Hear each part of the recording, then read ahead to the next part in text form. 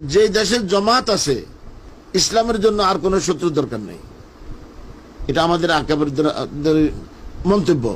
জামাত যে দেশে আছে এই দেশে মুসলমানের আর ইসলামের জন্য আর কোনো শত্রু দরকার নেই। অতএব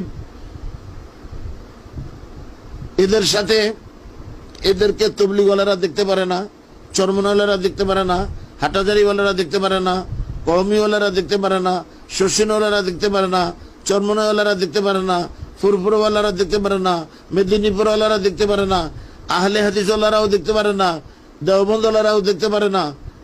কারণ এদের ইসলাম মদিনার ইসলাম না, এটা হলো মওদুদির ইসলাম।